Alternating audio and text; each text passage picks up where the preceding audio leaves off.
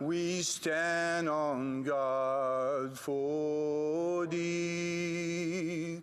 Oh, Canada, we stand on guard for thee.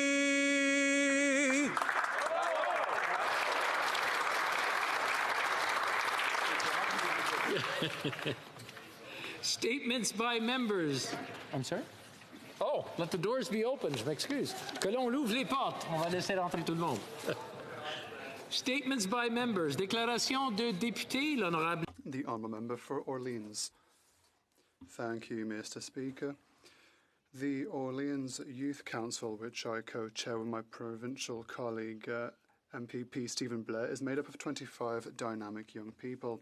Our first virtual meeting took place on September 19th, and I would like to thank my colleague, the Honourable Bardish Chaga, Minister of Diversity, Youth and Inclusion, for agreeing to come and discuss the essential role that Canadian youth play in our country. The board has already demonstrated leadership in the Orleans community, including participating in the Orleans Legion Poppy campaign and writing letters to seniors to break social isolation. Together, let's write initiative. At our next meeting on Saturday, November 21st, Council has invited newly elected Cumberland Ward Councillor Catherine Kitts, recently elected in a by-election, to speak to us about her experiences and knowledge of community engagement. So to conclude, Mr. Speaker, I'd like to thank the members of this Orleans Youth Council for their commitment and their leadership in our community. The Honourable Member for Foothills. Mr. Speaker, Foothills is grieving the loss of a loving family man, a passionate community leader, and a longtime councillor who was dedicated to his community. Larry Spelak, the former reeve of Foothills County, passed away on November 6th after a lengthy battle with cancer. Larry never allowed his fight with cancer to slow him down. He remained committed to those things most important to him, being a good husband, a proud father, and tirelessly supporting his community.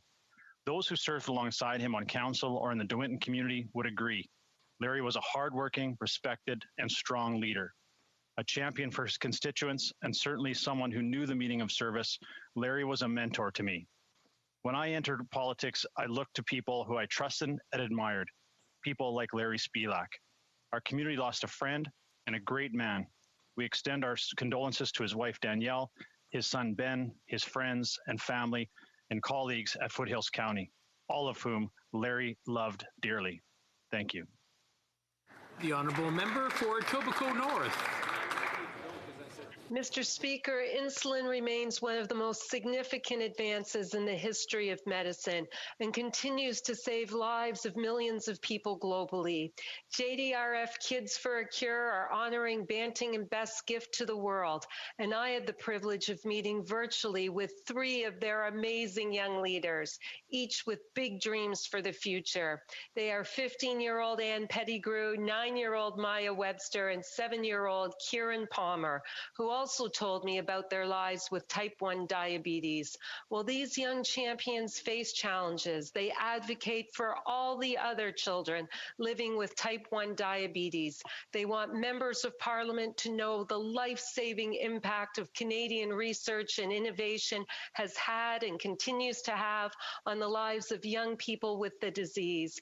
Mr. Speaker, Anne, Maya, and Kieran are making a real difference. They are champions and superstars. L'honorable député d'Abitibi. The Honourable Member for Abitibi, Bay James, Nunavik, AU. Mr. Speaker, this week, the Corporation des Fleurons du Québec proceeded to the 15th unveiling of the horticultural classification of municipalities. This is a great way to highlight the many efforts made by municipalities to sustainably beautify their environment and the quality of life of their citizens. I'm very proud to announce that the town of Sainte-Terre, one of the most beautiful towns in Abitibi, has been awarded 4 flagships for Fleurons. As they say, the efforts that have been made for all the improvements and investments planned to beautify the municipality are once again bearing fruit. Among the efforts put forth by Sainte-Terre are the 100th anniversary forest, the Desjardins Pavilion, and the flowers and decorative lightings. Over the next few years, the city plans to develop a strategy for beautification at the residential, commercial, and institutional levels. I would therefore like to congratulate the Mayor of Saint-Terre, Mr. Jean-Maurice Mat, as well as all the people who have contributed to the beautification of their city. Thank you, Mr. Speaker. Bravo. The Honourable Member for Brampton Centre. Mr. Speaker, our government recognizes that small businesses are the lifeblood for our communities and the vital for Canada economic recovery. I am honored today to speak in recognition of his small... I can interrupt for a second. The Honourable Member for Brampton Centre. Your camera doesn't seem to be on. If I can just get you to turn your camera on. I'm sure people want to see you give your statement. There we go. Perfect. I will start again. Okay, sorry. Mr. Speaker, our government recognizes that small businesses are the lifeblood of our communities and vital for Canada's economic recovery. I am honored today to speak in recognition of his thriving small business in my riding of Brampton Centre. Founded in 2001 by Dinesh Gautam, KJ Designers has served the greater Brampton community by providing high-quality Indian wedding fashion outfits throughout Canada. Unfortunately, Dinesh business had some significant downfalls during pandemic. However, with the help of our government's plans to support small businesses, KJ Designers continues to keep the doors open and the business is ought to boom now. Thanks, Dinesh, to you, your family, your staff, and your commitment to serve the communities. Your efforts never go unnoticed. Thanks. The Honourable Member for Yorkton Melville. Speaker, racism in all its forms is unacceptable, including within the Canadian Armed Forces. Recently in the Globe and Mail, former Defence Minister David Pratt was right to call it out. However, his assertion that racism was solely to blame for the Somalia affair misleads Canadians about what truly happened in Somalia. Members of the Canadian Airborne Regiment were poisoned with illegal use of the anti-malaria drug mefloquine. Shamefully, the Liberals shut down the Somalia inquiry just before the misuse and impact of mefloquine toxicity was to be exposed. As a result, the Airborne was disbanded. Mefloquine became DND's preferred anti-malaria drug until 2017. Families have been destroyed, lives have been upended, and lost to suicide. The impact of mefloquine on the Somalia affair should have been investigated. While our allies have shown compassion and support for their soldiers impacted by this drug, this Liberal government prefers to meet our veterans in court. The Somalia affair is a painful chapter of our history. Our veterans and all Canadians deserve to know the truth. This is one apology the Liberals refuse to take responsibility for. The Honourable Member for Hull Aylmer. Monsieur le Président. Mr. Speaker, today I'm recognising the excellence of the Volunteer Centre of Hull, which is celebrating 25 years of existence in my riding of Hull Aylmer. Whether it be through Meals on Wheels services, transportation to appointments, or tax clinics, this organisation improves the quality of life of thousands of residents. The centre has always innovated to meet various needs. Through its work in the field with vulnerable seniors, the centre breaks the social isolation and loneliness that seniors too often experience. Above all, I would like to thank the centre. Inaudible for the interpreter. Your enthusiasm inspires us and gives us the means to act. Happy birthday. Thank you, Mr. Speaker. The Honourable Member for Willowdale. Mr. Speaker, I rise today to recognize and celebrate Global Entrepreneurship Week. This initiative is hosted by Futurepreneur, a uniquely Canadian success story, which has supported the creation of well over 11,000 new Canadian businesses since its inception. Global Entrepreneurship Week celebrates entrepreneurs as the backbone of the Canadian economy, a driving force for innovation, job creation, and prosperity from coast to coast to coast. We know that our entrepreneurs have been particularly hard hit by the COVID-19 pandemic, but we also know that they will prove instrumental in our mission to build back better. The entrepreneurial spirit of Canadians remains unflappable. contributing to our culture, economy, and local identity. In small towns and big cities across the country, entrepreneurs are still launching new businesses, revitalizing main streets, and creating jobs and economic opportunity. I invite all colleagues to join me in recognizing Global Entrepreneurship Week and thanking Futurepreneur Canada for their peerless work in supporting innovators and risk takers throughout our beautiful country. Thank you. The Honourable Member for Niagara Falls. Mr. Speaker, yesterday I was able to attend virtually the annual Tourism Congress hosted by the Tourism Industry Association of Canada. Over 2,400 travel and tourism professionals registered to take part, and much of what was discussed centered on the need for additional and tailored supports from this federal government.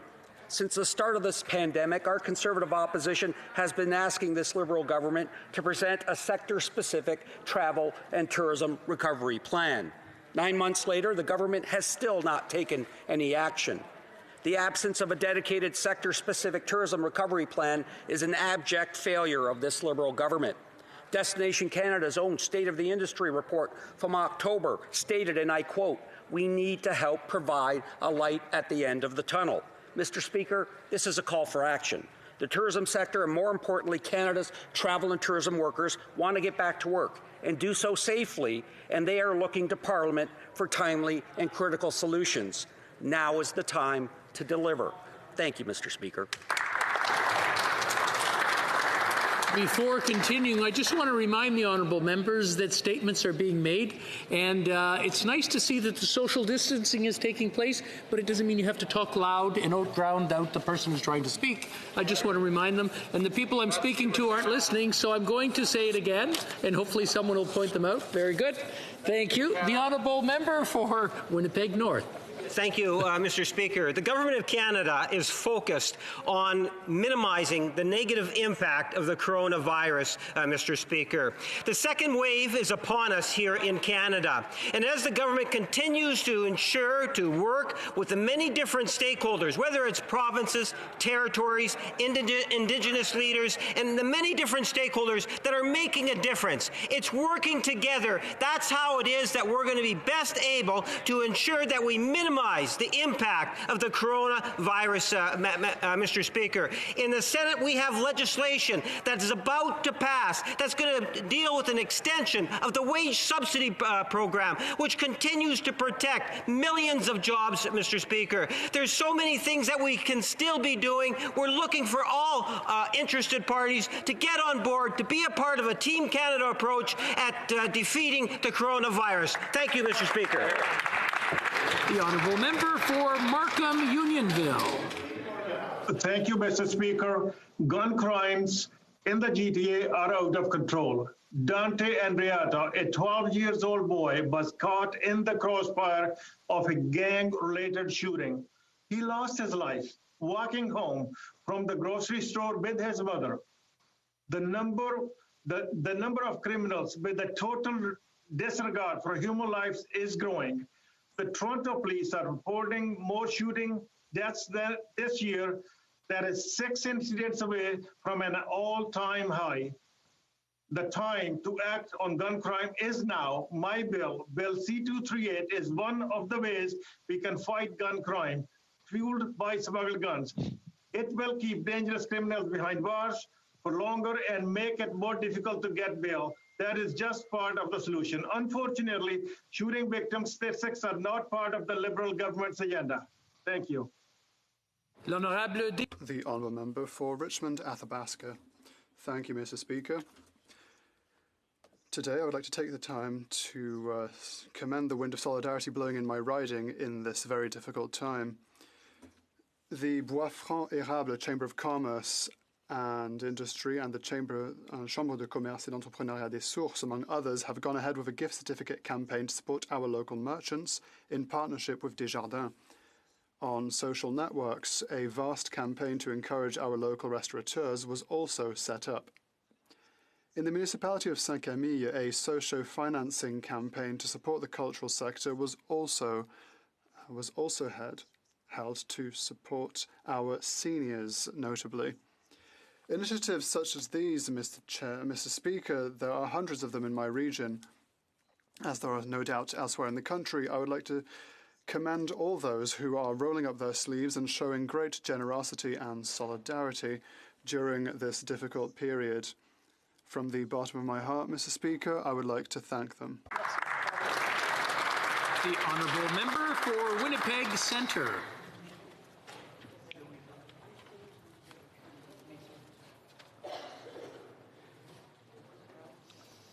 Mr. Speaker, carceral institutions with populations primarily from BIPOC communities violate the fundamental human rights of incarcerated persons, and the pandemic has made it even worse. Federal and provincial institutions in Manitoba are in a public health crisis, dealing with multiple COVID-19 outbreaks, including 27 cases reported yesterday at a women's correctional centre. The Elizabeth Fry Society of Manitoba has been calling on governments to improve access for families and outside supports, and to release youth, individuals who are immunocompromised, and those on remand or those in prison for administrative reasons. Mr. Speaker, the right to adequate conditions for health and well-being is recognized in the Universal Declaration of Human Rights. Incarcerated women have a right to health, safety, and security of the person, a guarantee enshrined in our Charter. Women currently being housed in these institutions are grandmothers, mothers, sisters, and aunties. The government needs to listen to families and organizations to ensure their safety. L'honorable député. The honourable member for Salaberry-sur-Roi. Mr. Speaker, today I'm pleased to mark the 50th anniversary of the Centre du Partage, a social economy organisation of great value to the community of Salaberry-sur-Roi. It was in 1970 that Sister Jeanne Laperle, supported by Sisters Claire and Blandine, became involved in the mission of sharing. They bet that the generosity of their local neighbours would allow them to generate mutual aid and solidarity. By administering a large second-hand clothing store, the Centre du Partage is able to give to the next one while promoting the ecological objective of reusing our goods. In 2019 alone, close to $200,000 was donated to other local organisations thanks to the Centre du Partage. I would also like to commend the contribution of Lucie Allais-Lévesque, who led the organisation for nearly 20 years, as well as the entire current management team, including Francine Litt-Miron and Joanne Viget, in addition to the many volunteers who keep the work of the Sisters of the Good Counsel going. Long live the Centre du Partage. The honourable member for Cypress Hills Grasslands. The decision to ban Huawei from deploying 5G should be an easy one for the government. Our closest allies in the Five Eyes have all banned Huawei from their networks. We're the only ones who haven't. Next door in the U.S., our most important trading partner and military ally banned Huawei for national defense and security reasons. Yet the Liberals are holding out, as if they're buying time. First, they were going to decide before the election, and then it was after the election. Over a year has gone by and still no decision. But we've seen their delaying tactics before. If the Liberals don't want to take responsibility or stand up for anything, they choose death by delay. Energy projects, the tech frontier mine, illegal train blockades that held industry hostage. If they hope to deal with the Chinese government by using a weak tactic that causes suffering here at home, they need a reality check. This ruthless regime has a long record of breaching security and stealing intellectual property, and that was before 5G. The Prime Minister needs to stop wasting time, take a firm stance, and say no to Huawei. The honourable member for Lac-Saint-Louis. Rarely met an elected representative at any level of government as attuned to the interests and concerns of her constituents as Maria Tutino. Last week, Maria embarked on a well-deserved retirement from public life after serving the good people of Bay d'Urfé for a decade and a half. Maria led this picturesque and volunteer-driven community with an inspiring combination of vision, energy, and personal connection to her fellow citizens. Maria's leadership extended well beyond the town. She helped defend the interests of the wider collection of West Island municipalities in the transition period following the 2004 municipal demergers in Quebec.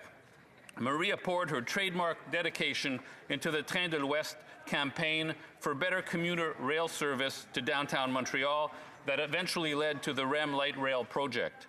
Thank you, Maria, and congratulations on a job well done.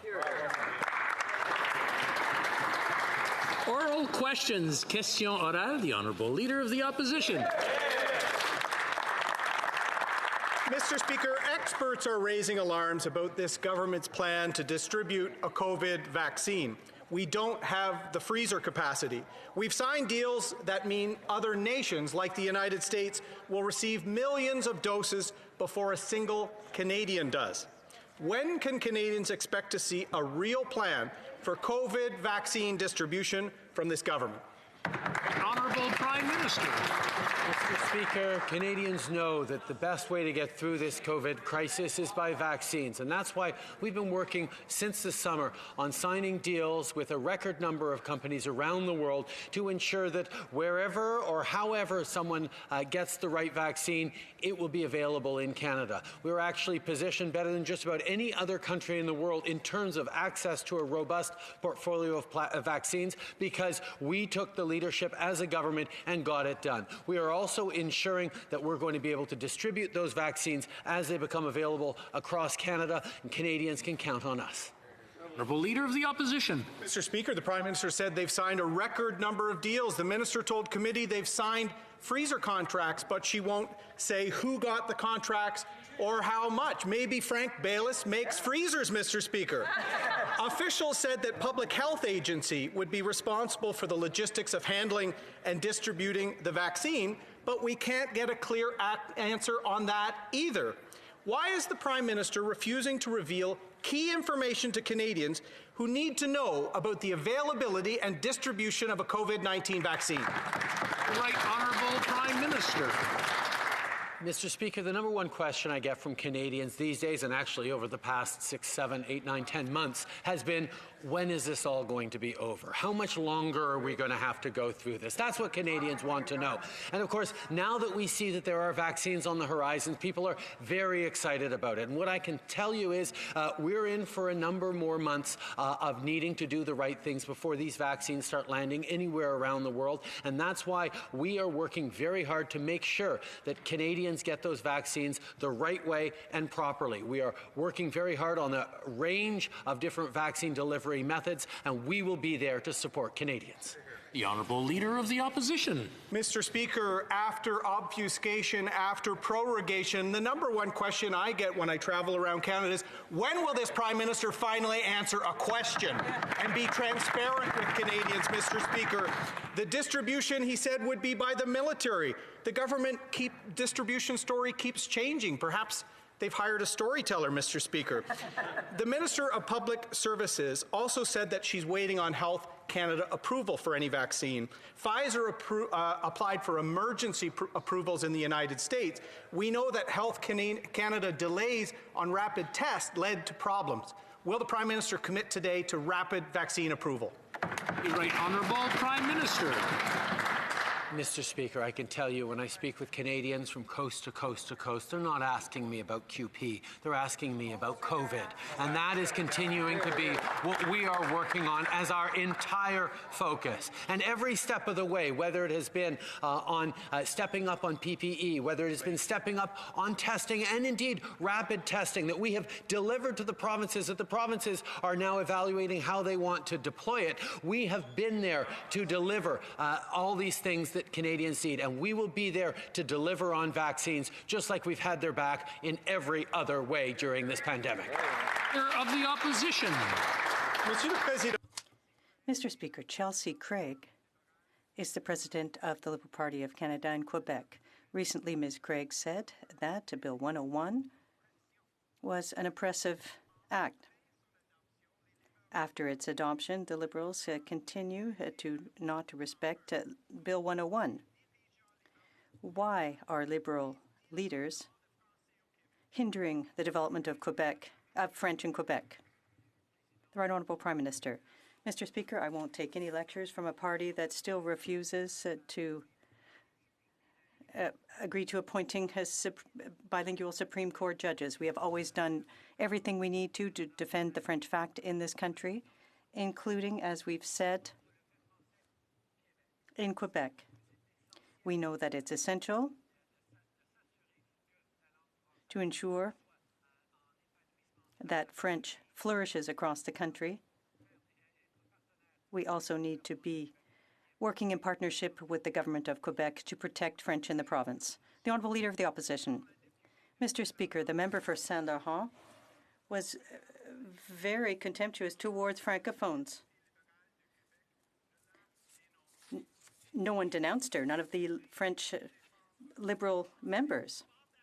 No action. After 5 years, no action on official languages. Mr. Speaker, will the Prime Minister table the Official Languages Modernization Act before Christmas, yes or no? The Right Honourable Prime Minister. Mr. Speaker, if the Leader of the Opposition wants to show his commitment to French, will he commit today to appointing bilingual judges to the Supreme Court? This is an issue, something that he didn't want to do. We'll see if they'll change their mind. We will always be there to defend the French language, to defend the French fact in Canada. That's why we regret the comments made by the member for Saint-Laurent, and she has apologized for those remarks. The Honourable Member for Belleuil-Chambly. The government has never spoken so much about French since the Quebec Act of 1773.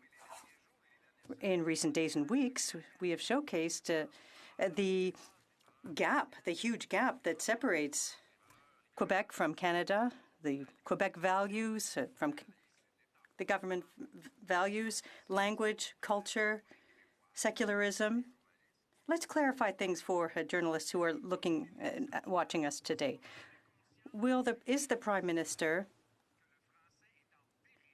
acknowledge that the Prime Minister? Mr. Speaker, we have always been here for French in Canada.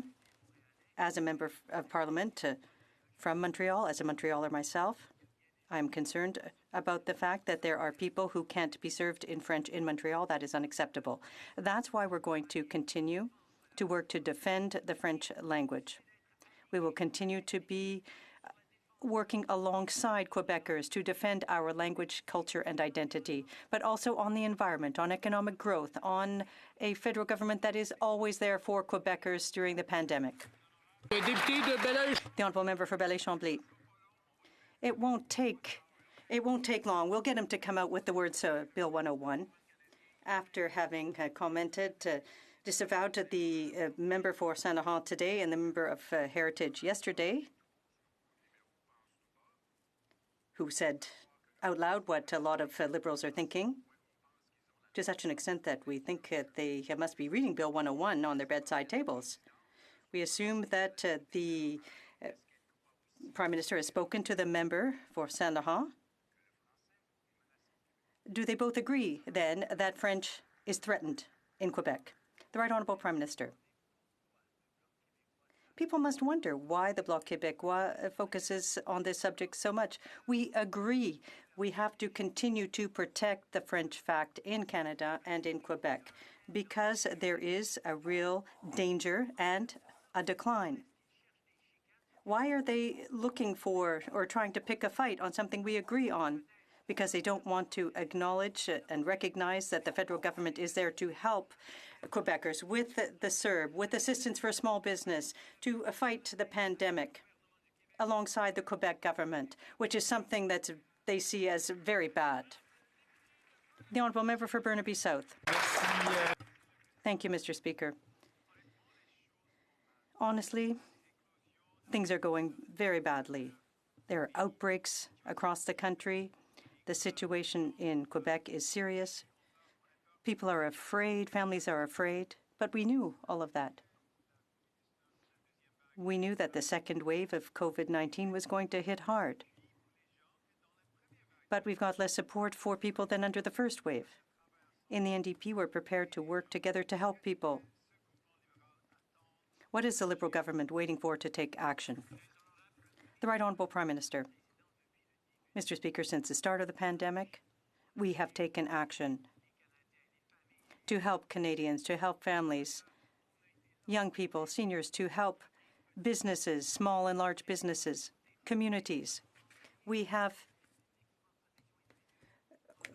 sent PPE to the provinces testing equipment. We've sent billions of dollars to the provinces so that they are ready for the second wave. And we will continue to work along with them. We'll continue to be there for Canadians during the pandemic as long as it lasts. We will be there standing behind them as a federal government. East South. Mr. Speaker, crowded homes in Nunavut mean the risk of the outbreak spreading is severe. In Manitoba, outbreaks in long-term care homes means that we are losing seniors. In Ontario, hospitals are being overrun. Yet despite how serious the situation is right now in the second wave, there is less help in place for people than in the first wave. Now, we as New Democrats are ready to work together to get help to people who are in need. What is this government waiting for to act now in the second wave? The Right Honourable Prime Minister. Mr. Speaker, we have not waited. We are continuing to increase our supports to individuals, to communities, to First Nations, to the North, to provinces. Every step of the way during this pandemic, the federal government made a promise. We would have Canadians' backs. And that's exactly what we've done and what we will continue to do for as long as it takes, whatever it takes. And I look forward to working with all members of this House in order to make sure we're moving forward on getting Canadians the supports they need. Every step of the way, this government will be there for Canadians. The Honourable Member for Portage-Lisker. Mr. Speaker, we all know the lengths the Prime Minister went to in his attempt to get a seat at the UN Security Council. The money he spent, the political capital he used, the tenacity he showed. The Prime Minister, his ministers, even civil servants were relentless in the campaign for the Prime Minister's vanity seat. Now, it didn't work, but the entire world knew the Prime Minister wanted this. So here's my question.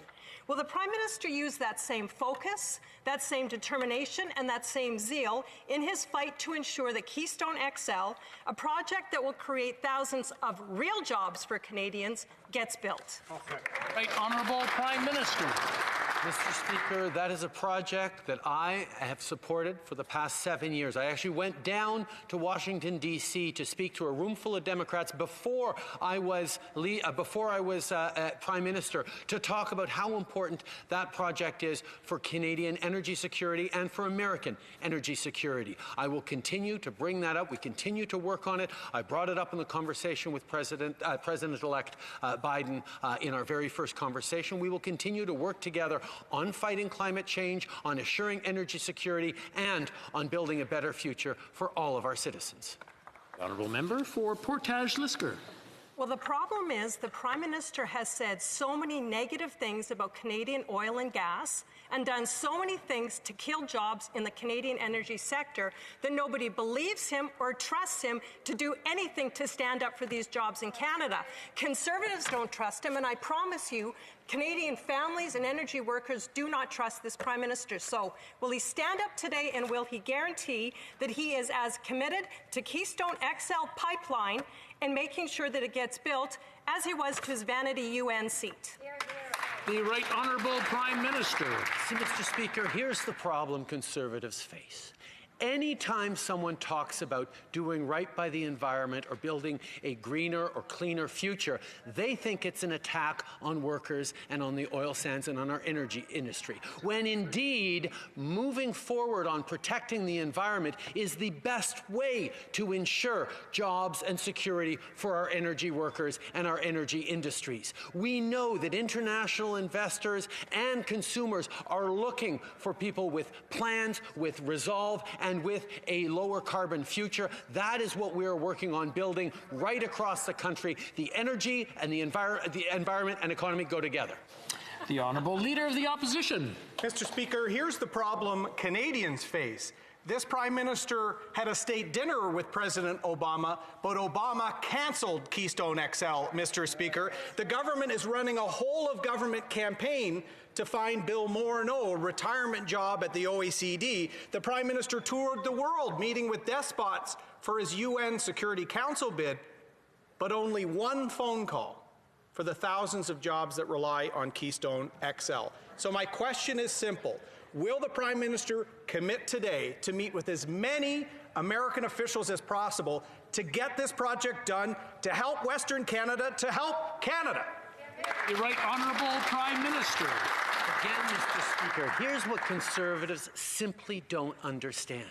You cannot get projects built. You cannot move forward to create good jobs for Canadians if you don't have a plan for the environment at the same time. If you are not committing to fight climate change. That's where Conservatives are stuck in decades past ideologies. Canadians know that the only way forward with Americans, with people around the world, is to show real leadership on climate change, the kind of leadership we have shown over the past 5 years. When will they wake up and realize to protect jobs, they need to fight climate change? The Honourable Member for Chicoutimi-Le-Fjord.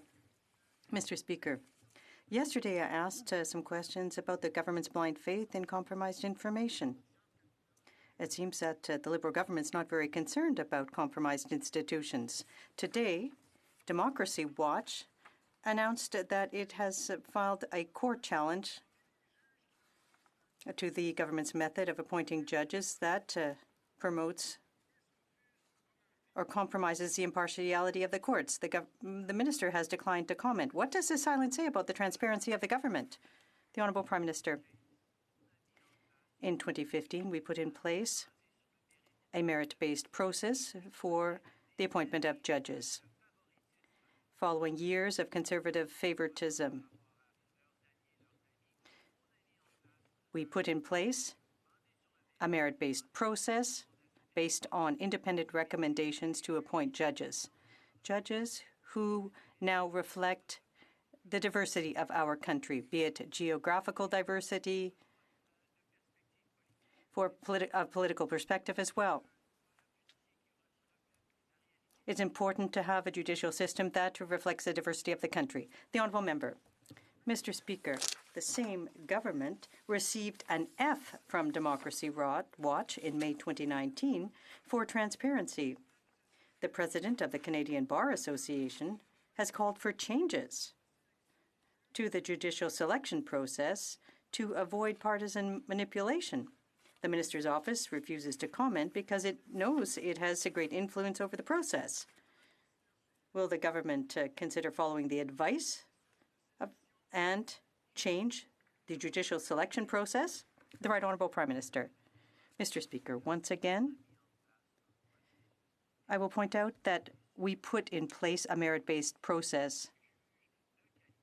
We are looking for high-quality judges from different political backgrounds, different horizons. We have a record number of women we've appointed. Members of diverse communities. We are improving the appointment process. We will continue to ensure that high-quality judges are appointed across the country. The Honourable Leader of the Opposition. Merit-based. The media said that this government is interfering in the appointment of judges. Democracy Watch has said that as well. The Canadian Bar Association has repeated the same thing, Mr. Speaker. The Prime Minister and his minister are the only ones who disagree. Will the Prime Minister accept that he is interfering in the judicial appointment process? The Right Honourable Prime Minister. Once again, Mr. Speaker, we put in place a robust, independent, merit-based process that enables us to appoint high-quality justices across the country. The Leader of the Opposition is quoting the media and Democracy Watch, but look what they did when they were in power. We have made improvements to the process that they had botched under Harper. We are improving the situation with respect to diversity on the bench. The Honourable Member for Belleuil-Chambly. Mr. Speaker, what the Prime Minister calls the French fact is the national official language of Quebec. All comments and decisions by the Supreme Court and the money by the federal government is being used to challenge and demolish Bill 101. Does the Prime Minister regret having spent Quebec taxpayers' money against French? Does he acknowledge that the Canadian Charter has demolished Bill 101 in the Supreme Court? And does the Prime Minister believe that Bill 101 is oppressive towards Anglophones in Quebec? The Right Honourable Prime Minister. The Court Challenges program is one that we restored after it was cut twice by the Conservatives so that people can defend themselves if their rights are violated, including many Francophones who want to ensure that they can live in their language. It's important for us, and it always will be. With respect to Bill 101, we acknowledge that for Canada to be bilingual, Quebec must be first and foremost Francophone, and that is why we support Bill 101 in what it achieves for Quebec. That is why it's important to manage bilingualism across the country. The Honourable Member for Belleuil-Chambly. He's going to make the headlines today, Mr. Speaker. The last time we talked about citizenship, the government leader blew a gasket, and he said that the Bloc was trying to divide people based on language, culture, and color.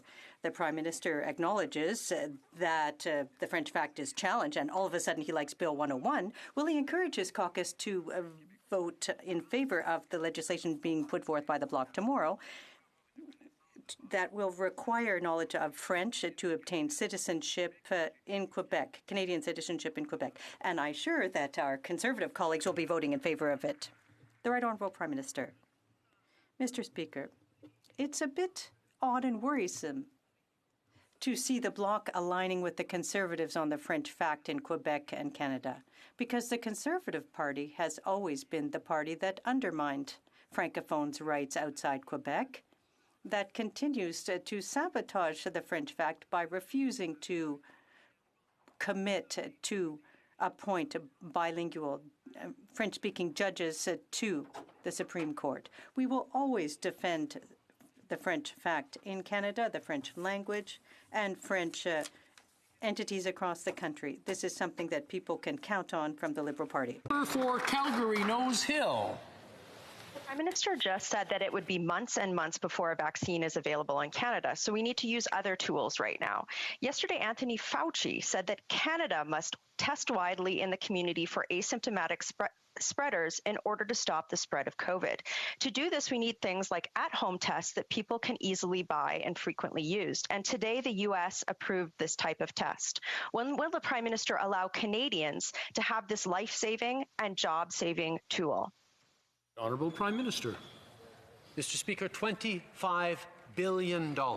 That is what we've spent, we've sent to the provinces so they can invest in testing, in contact tracing. We sent that over the summer for vulnerable people, for back to school, to support their health systems. We understand how important it is for the federal government to be there to support Canadians directly and to support the provinces. And I certainly look forward to continuing to work with the provinces on delivering these tests that they need. We delivered rapid testing to all the provinces, and hopefully soon some of the provinces will start deploying those rapid tests that we've delivered to them by the millions. Well, member for Calgary, Nose Hill. Mr. Speaker, just to remind the Prime Minister, it's actually his job to approve technologies like at-home tests, which the Americans just approved today. And he might not realize in his rich privilege that people might not be getting tested because of the stigma. If we could have at-home tests that people could use in the privacy of their home frequently, it could be a game changer. It could keep things open. It could keep kids in schools. When will the Prime Minister stop blocking Canadians from having access to at-home tests? Honourable Prime Minister. Mr. Speaker, it concerns me that in the middle of a pandemic where health is on everyone's mind, the opposition health critic does not understand that it is not my job to approve tests. It is not the job of the Prime Minister or any politicians to approve tests. It is the job of our professional, independent public servants who we trust to make those jobs. Maybe she thinks it's all about politics. It's not. It's about protecting Canadians and saving lives, and that is what has guided this government every step of the way in this pandemic. Science, not politics, Mr. Speaker. Member for Calgary, Nose Hill. Understand, Mr. Speaker, is that it's his job to go to the bureaucracy and say, we need both. We need rapid test review. We need to have that sanctity and that thoroughness of review, but we need to have it quickly so that we can save lives. At-home tests should be something that the government is encouraging Health Canada to do a fulsome review in a short period of time so that we can have access to these tests and stop the pandemic in its tracks. That is his job, and it's his lack of ability to get this done that's preventing Canadians from having access to these tools. Why? Right Honourable Prime Minister. Mr. Speaker, every step of the way, this government has worked closely with scientists, with health professionals to ensure that they have the tools to do their jobs, that they can make the best recommendations possible to Canadians. And we have amplified those and ensured that Canadians right across the country, from public health officials to premiers, can make the right decisions to keep people safe. We've said to them, I know you're going to face difficult decisions about whether to shut down quickly or try and stretch it out a little. Well, we've made that job slightly easier by saying we will have your citizens' backs. We will have the businesses' backs. We will give those supports so you can make the decision to shut down quickly. That is what we've been there to do for the provinces, and we will continue to be there to support all Canadians. The Honourable Leader of the Opposition. What concerns me, Mr. Speaker, is the arrogance of this Prime Minister. We ask questions hoping for a better response from this government. Science above politics, Mr. Speaker. A year ago, they shut down the early warning pandemic system to focus on vaping, a system that for 20 years protected Canada from an outbreak like this. For 20 years, scientists were tasked to rely on their own intelligence, not on China, Mr. Speaker. So, excuse me, Mr. Speaker, if we're bothering the Prime Minister with these questions, we want to save lives, we want to save our economy. The Right Honourable Prime Minister. I am sure that I didn't just hear the Leader of the Opposition say that because of something we did last year, Canadians are now facing a pandemic. The level of political attacks there that they're actually tossing out is irresponsible in a time where Canadians are looking to government and to political leaders to pull together. And that's exactly what we've done. We have been working hand in glove with the provincial governments. We've been working with local health authorities. We've been ensuring that Indigenous communities get the supports they need. We've been working directly with Canadians. We will continue to have Canadians' backs every step of the way. Honourable Member for Vancouver Kingsway. This government has refused to be transparent about the vaccine deals they've signed with drug makers or their plans to deliver COVID vaccines to Canadians. Just today, we learned from the Ontario Health Minister that 6 million doses of vaccine will apparently be delivered to Canada between January and March, with almost half for Ontario alone. This is just a fraction of the doses the Prime Minister claims he has secured. Why are we hearing national vaccine plans from a province? And when will this Prime Minister reveal full vaccine distribution details for Canada? Prime Minister.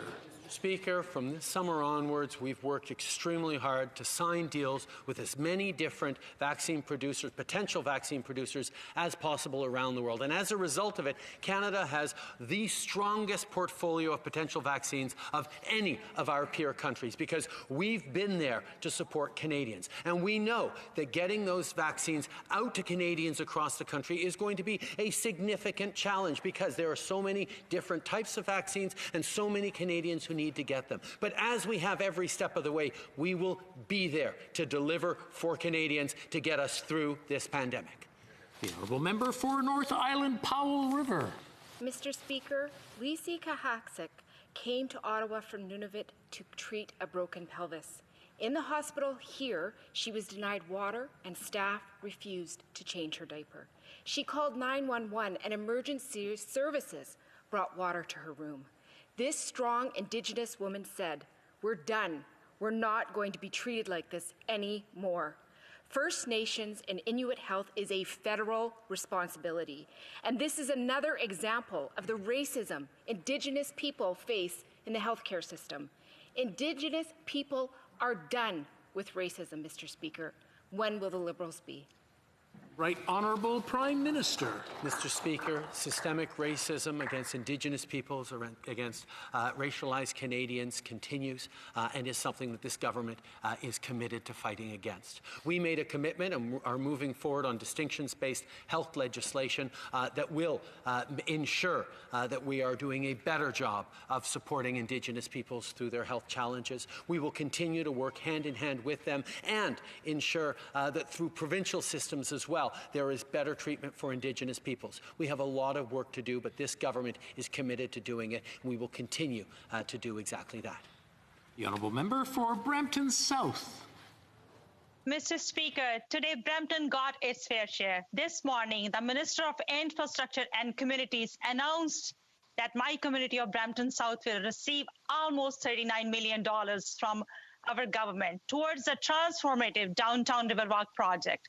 It is expected that this will create 23,000 jobs and impact the local GDP to the tune of $1.4 billion. Can our Prime Minister tell us how local sustainable infrastructure projects like Brampton's Riverwalk will play a part in Canada's economic recovery? Honourable Prime Minister. I want to thank the member for Brampton South for her question and for her tireless advocacy for her community. Climate change and the severe weather it can bring has increased the risk of flooding in Canada. We're committed to helping communities overcome these new challenges. That's why we announced improvements for the Downtown Brampton Flood Protection Project. It'll reduce the risk of flooding for hundreds of families across the downtown core while attracting new investment to the city and creating good jobs for the future. The Honourable Member for Fundy Royal. Mr. Speaker, recently at Justice Committee, we heard moving testimony from individuals in the persons with disability community who are gravely concerned about this government's Bill C-7 and the impact on their community. Krista Carr, Executive Vice President of Inclusion Canada, said that if Bill C-7 passes, discrimination on the basis of disability would once again be entrenched in Canadian law. Will the Prime Minister do the right thing? Listen to the voices of Canadians living with disabilities and support our amendments that would reinstate safeguards to protect vulnerable Canadians. Right Honourable Prime Minister. Speaker, from the very beginning, we've worked closely with advocates within the disability community to hear their concerns and to look at how we can get the balance right. We know how important it is to move forward with a medical assistance in dying bill that is constitutional, that both maintains and protects people's rights while at the same time protecting the most vulnerable. It's something we did as we moved forward a number of years ago. We're continuing to move forward while listening to people to try and get a very difficult balance right, but Canadians deserve us to get this right. The Honourable Leader of the Opposition. Mr. Speaker, if the Prime Minister is listening, he's heard from physicians who've referred to Bill C-7 as a massive failure of compassion. He might have heard from disability advocates from across the country who've raised alarm that the bill goes too far and devalues their lives. One of the witnesses at committee said that she believed all her doctor saw when looking at her was a woman alone, sick, tired, and probably tired of living. So let's get the balance right, Mr. Speaker. Why is the Prime Minister rushing this bill when so many people fear the vulnerable will be impacted? Can he listen and have amendments that will protect society's most vulnerable? Honourable Prime Minister. The member opposite well knows that the courts have ruled on this, that there are pressures and there are questions from many different Canadians on all sides of us wanting to get this bill right and being able to move it forward. We continue to work as government should, and indeed as a parliament should, listening to different perspectives, trying to get that balance right, because we know what we need to do is ensure that all Canadians' rights are protected while at the same time we protect the most vulnerable. As this parliament has in the past, I look forward to good, robust conversations as we work to get something very important just right for Canadians. The Honourable Member for Kelowna Lake Country. Mr. Speaker, last week the Prime Minister stated he thought a trade agreement with the United Kingdom was an easy one to move on, then blamed delays on the UK lacking bandwidth. UK representatives have denied this claim. The Prime Minister patronized one of our most trusted allies. The government has had years to work on this agreement, and now there are only 23 more sitting days of Parliament in order to make this happen. When is the Prime Minister going to be bringing an agreement to Parliament? Honourable Prime Minister. Mr. Speaker, it's been many years that we have been working on moving forward on a seamless transition for the UK following its Brexit to ensure that the trade relationship